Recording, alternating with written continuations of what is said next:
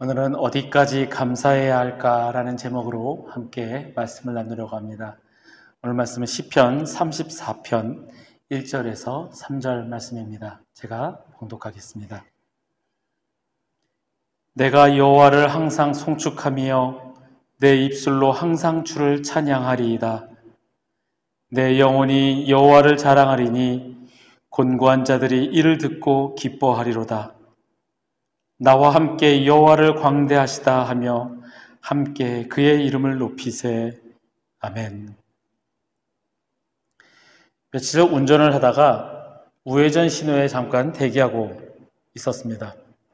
그런데 그 우회전 신호가 지나치게 짧아서 신호가 한번 켜지면 3-4대 정도밖에 지나갈 수 없었습니다. 그래서 우회전 라인에 차들이 길게 대기하고 있었고 저도 그곳에서 기다리고 있었습니다. 그런데 앞으로 가면 갈수록 옆을 보니 우회전 신호 켜졌을 때 옆에 직진 라인으로 차들이 쌩 하고 달려오더니 거기서 우회전을 해서 가는 겁니다. 우회전 라인에 차들이 길게 대기하고 있으니까 기다리지 않고 앞으로 훅 와서 휘리릭 하고 우회전을 하는 겁니다. 문득 들었던 생각은 나는 이렇게 법을 지키며 살아가는데 저렇게 법을 어기면서 자기들은 빨리 가는 사람들을 보면서 억울한 마음이 들지 않을까? 내가 이런 상황에서도 감사해야 할까라는 생각이 들었습니다. 사람들이 편법을 쓰고 정직하지 않은 방법으로 해결하고 그렇게 하면서 큰 이득을 보는 것을 봤을 때 나는 그래도 그렇게 하지 않고 정직하게 바보처럼 살아가면서 그래도 감사해야 될까? 이 감사에 대한 생각이 들었습니다. 범사에 감사하라. 바울의 권면처럼 정말 범사에 감사할 수 있을까? 그 범사에 감사하라는 말이 어디까지 감사라는 말일까? 그 하나님의 말씀을 묵상하게 되었습니다. 오늘 함께 말씀을 나누면서 주님의 말씀대로 살아가고자 주님의 도우심을 구하시는 저와 여러분이 되시기를 간절히 바랍니다. 오늘의 시편은 다윗이 지은 시입니다. 이 시편의 제목은 다윗이 아비멜렉 앞에서 미친 채 하다가 쫓겨나서 지은 시입니다. 오늘 이 시편의 내용은 사무엘상 21장에 그 내용이 나옵니다. 다들 아시는 대로 하나님께서 사울을 왕으로 택하시고 하지만 그 사울을 왕으로 택하신 것을 후회하시고 사울을 버리게 되십니다. 그가 하나님을 따르지 않고 하나님의 명령을 행하지 않았기 때문에 하나님께서는 사울을 버리셨습니다. 그리고 어린 양을 치는 목동 다윗에게 하나님께서는 사무엘 선지자를 통하여 기름을 부으셨습니다. 그 다윗은 블레셋과의 전쟁에서 골리앗을 죽이고 백성들로부터 사울은 천천히요 다윗은 만만이라 점점 인기를 얻어갑니다. 그런 다윗을 보면서 사울은 위기감, 질투감을 느끼게 되고 다윗을 죽이기로 결심을 합니다. 그리고 군사를 이끌고 다윗을 죽이려고 쫓아가기 시작합니다. 그러다가 다윗이 도망을 다니다가 가드왕 아기스에게 갑니다. 이 가드는 블레셋 지역입니다. 오늘 이 시편 34편의 제목 이 아비멜렉이 곧 가드왕 아기스입니다. 그때 이 블레셋 왕의 신하들은 다윗이 골리앗을 죽였음을 기억하고 그리고 다윗이 이런 사람이다. 그의 능력을 두려워하여 다윗을 죽이자고 왕에게 건의를 합니다. 그때 다윗은 미친 척하며 그 자리를 피하게 됩니다. 이 당시의 사람들은 정신질환자는 악신의 쉬었다라고 여겼기 때문에 이렇게 미친 사람을 두려워하고 경멸했지만 폭력을 가하거나 공격을 하진 않았습니다. 그냥 피하는 존재로 여겼습니다. 결국 다윗은 기지를 발휘하여 그 자리를 피하게 되었고 목숨을 건지게 됩니다. 그러면서 하나님께 감사하며 찬양하는 시가 오늘 본문이 시편 34편입니다. 다윗의 입장을 한번 생각해 보죠.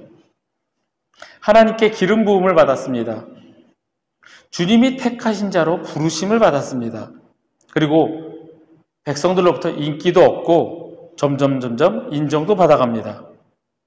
그런데 높은 자리에 올라가기는커녕 이제는 생명의 위협을 받으며 도망다니는 신세가 되었습니다.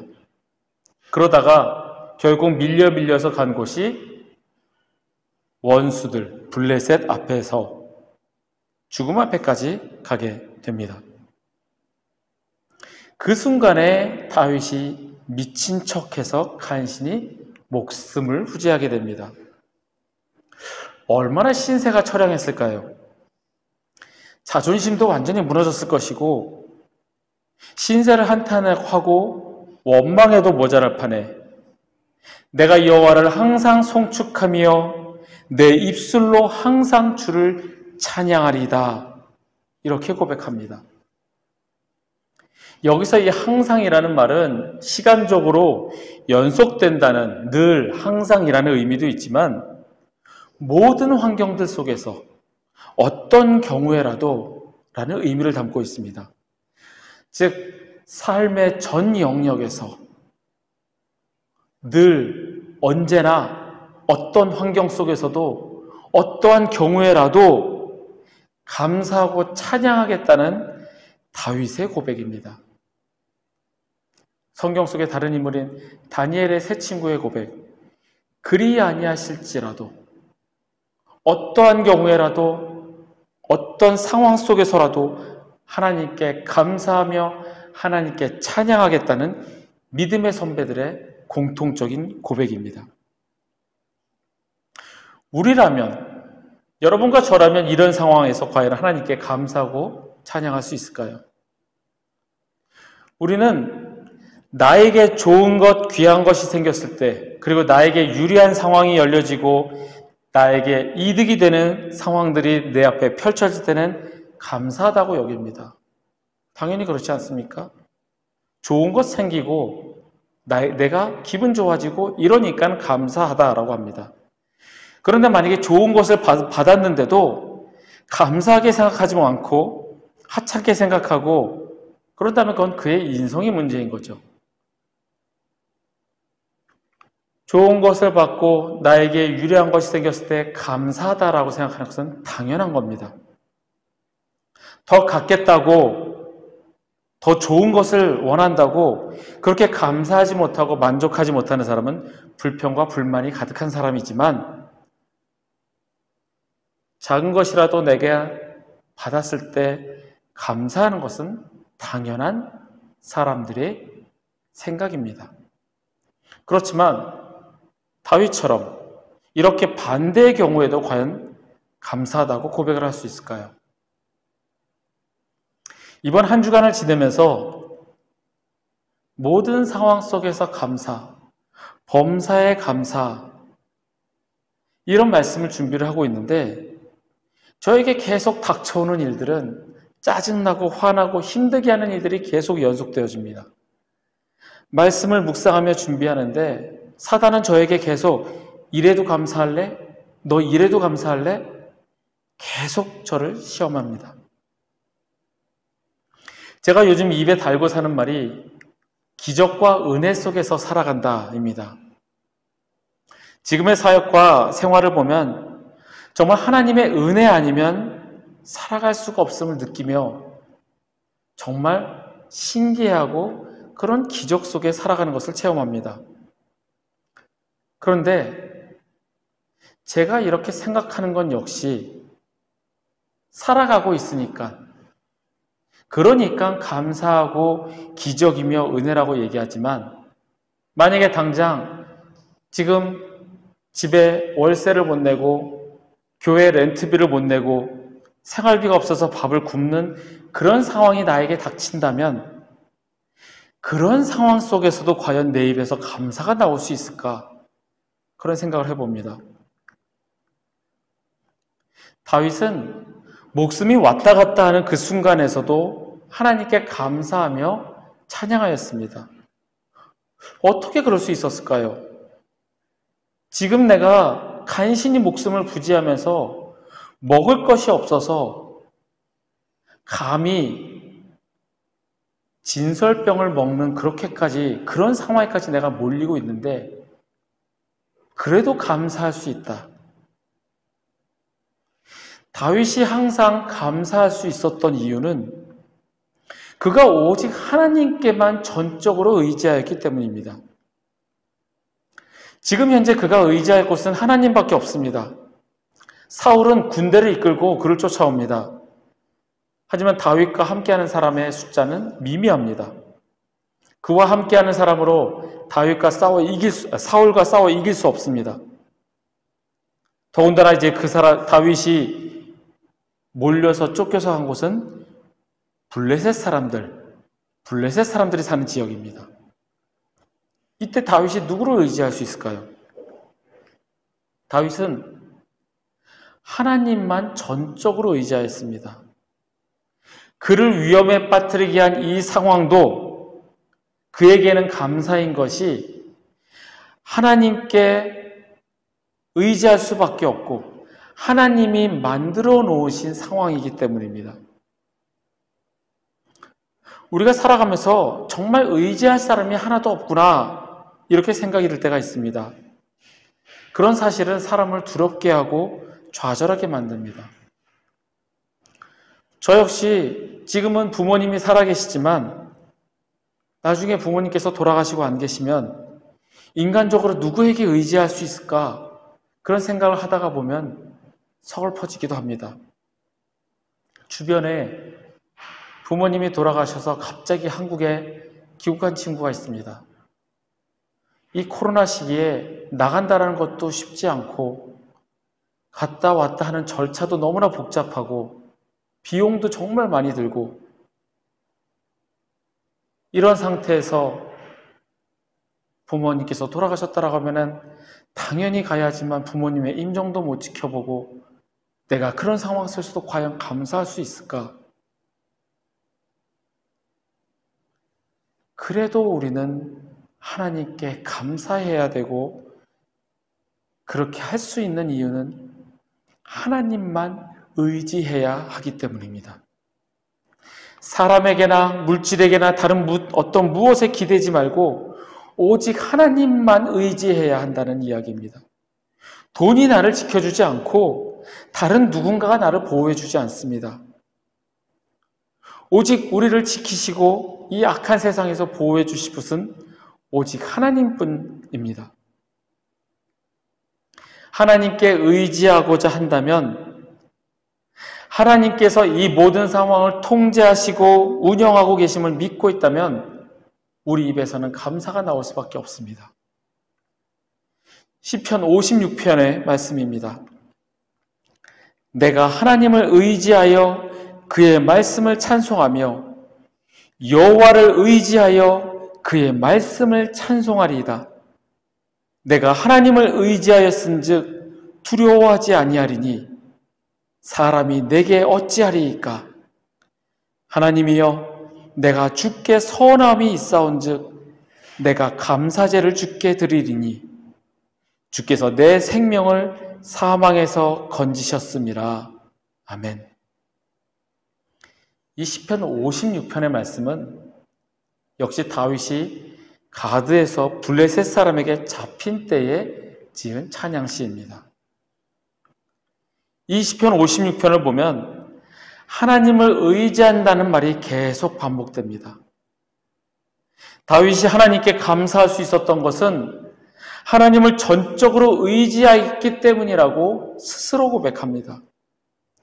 전능하신 하나님께서 그를 지키시고 보호하시고 인도하실 것을 믿고 하나님만 의지하는 다윗입니다.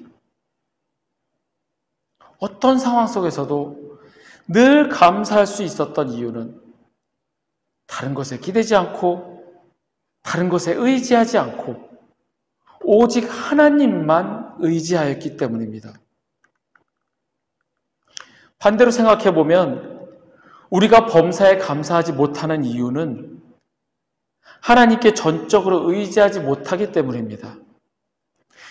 말로는 하나님을 의지한다고 하지만 정작 일이 잘 풀리고 평탄할 때만 기분 좋게 하나님이 하셨고 하나님을 의지한다라고 우리는 이야기합니다.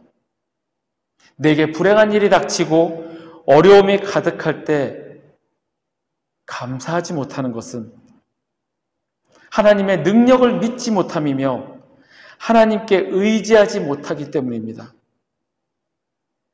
지금 나에게 닥친 일들이 불행하고 힘들고 어려운 일이 닥쳐서 감사하지 못합니까? 하나님께 의지하지 않기 때문입니다. 하나님께 전적으로 맡기고 의지하시는 저와 여러분이 되길 바랍니다. 아무리 지금 나에게 힘들고 어려운 일이 닥쳐도 왜 나에게 이런 고통과 고난을 주실까 이해가 가지 않아도 감사하시길 바랍니다. 분명 주님의 뜻이 있습니다. 그리고 꼭 기억해야 할 것은 주님께서는 사랑하시는 자녀를 절대 버리지 않으십니다. 우리가 주님을 버리면 멀었지 주님께서는 우리를 절대 버리지 않으십니다. 우리가 전적으로 주님을 믿고 의지한다면 주님께서 우리에게 평안을 주시며 감사할 수 있는 마음을 허락하십니다. 범사에 감사하십시오. 이것이 그리스도 예수 안에서 우리를 향하신 하나님의 뜻입니다. 또한 우리가 감사해야 하는 이유는 감사는 겸손의 표현이기 때문입니다. 감사는 교만이 쉽게 자라지 못하도록 만듭니다. 겸손의 반대말인 교만의 대표적인 모습은 내가 스스로 무언가 해냈다라는 것입니다. 예수님께서 교만의 대표적인 사람들인 바리새인들을 향해서 자기를 의롭다고 믿고 다른 사람들을 멸시하는 자들이라고 말씀하십니다.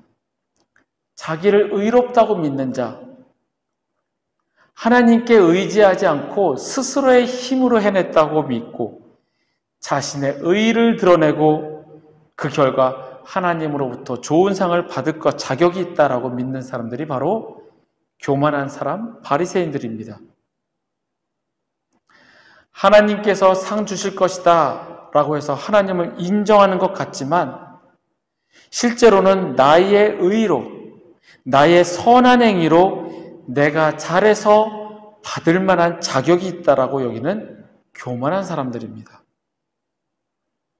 결국 내가 잘한 것에 대한 대가를 받는 것이지 하나님께서 나에게 은혜를 베풀어 주시는 것이라고 생각을 하지 않습니다.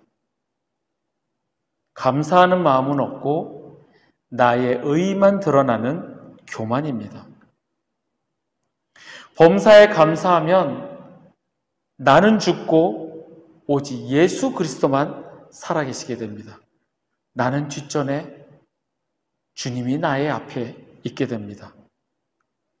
반면에 감사하지 않는 사람은 바리새인과 같이 말로는 주님을 찬양하며 주님께 기도하고 주님을 내세우지만 결국은 내가 앞에, 주님은 뒷전에 보내버립니다. 예수님께서는 어린아이와 같이 자신을 낮추고 겸손하라고 말씀하셨습니다. 다윗은 자신을 낮추고 종의 자세로 살아가는 것이 주님의 제자로 살아가는 것을 그 살아가는 방법임을 알았기 때문에 함께 여호와는 광대하시다 외치고 주님께 영광을 돌리자 권면합니다. 오늘 보면 3절의 말씀입니다. 나와 함께 여호와를 광대하시다 하며 함께 그의 이름을 높이세. 아멘. 주의 진리를 전하고 그 복음을 함께 누리자, 함께 전하며 그 주님의 명령을 행하는 다윗입니다. 겸손의 모습으로 주님의 명령하신 그 복음 전파를 하며 종의 자세로 주님 앞에 서는 다윗입니다. 혼자만 감사하고 혼자만 찬양하는 것이 아니라 함께 여호와의 전능하심을, 함께 주님의 영광을 돌리자 권면합니다. 말씀을 쭉 읽다 보면 주님의 제자로 살아간다는 것은 이렇게 연결고리가 있는 것 같습니다. 범사에 감사하면 그의 모습 가운데 겸손이 나타나게 됩니다. 겸손의 자세는 종의 자세이고, 종의 자세는 주님의 명령에 순종하는 모습을 나타냅니다. 그래서 늘 말씀을 읽을 때마다 하나님의 그 말씀에 감탄하지 않을 수 없습니다. 범사에 감사하십시오. 겸손이 우리 안에 있게 됩니다. 그리고 겸손한 자세로 하나님의 전능하심을, 오직 하나님께 영광을 돌리시길 바랍니다. 내가 이룬 것이라는 그 교만이 아니라 오직 하나님의 능력으로, 하나님의 인도하심으로 이루어짐을 믿고 겸손함으로 감사하시는 저와 여러분이 되시기를 바랍니다. 늘 그렇게 해야 한다라고 생각을 하지만 요즘 같은 때에 더 강하게 깊게 생각하는 것은 내 생각을 비우고 단순하게 살자입니다. 내 생각이 많아지고 내가 무언가를 하려고 한다면 하나님께 의지하지 않고 나 자신에게 의지하는 교만한 사람이 됩니다. 내가 주체가 아닌 하나님이 주체인 내 삶 속에서 역사하시는 하나님을 경험하시길 바랍니다. 전적으로 하나님께 의지하며 범사에 감사하는 것이 주님의 명령입니다. 어떠한 상황 속에서도 감사해야 하는 것은 바로 우리 그리스도인의 자세여야 합니다. 좋을 때만 감사하는 것이 아니라 아무리 힘들고 어려운 상황 가운데에서도 감사하시기 바랍니다. 전능하신 나의 하나님을 의지하고 의지할 때, 인정할 때 우리는 감사할 수 있습니다. 또한 겸손한 사람이 감사할 수 있습니다. 교만한 사람은 자기 자신을 믿기 때문에 감사가 있을 수 없습니다. 감사가 겸손으로, 겸손이 종의 자세로, 마지막에는 주님의 명령에 순종하며 주의 진리를 전하는 것이 우리의 사명임을 주님께서는 가르쳐 주십니다. 마지막으로 말씀 한 절 읽겠습니다. 골로새서 3장 15절에서 17절의 말씀입니다. 그리스도의 평화가 여러분의 마음을 지배하게 하십시오. 이 평화를 누리도록 여러분은 부르심을 받아 한 몸이 되었습니다. 또 여러분은 감사하는 사람이 되십시오. 그리스도의 말씀이 여러분 가운데 풍성히 살아있게 하십시오. 온갖 지혜로 서로 가르치고 권고하십시오. 감사한 마음으로 시와 찬미와 신령한 노래로 여러분의 하나님께 마음을 다하여 찬양하십시오. 그리고 말이든 행동이든 무엇을 하든지 모든 것을 주 예수의 이름으로 하고 그분에게서 힘을 얻어서 하나님 아버지께 감사를 드리십시오. 하나님의 말씀을 마음에 새기고 그 말씀대로 살아가도록 성령님의 도우심을 구하시는 저와 여러분이 되시기를 간절히 소원합니다.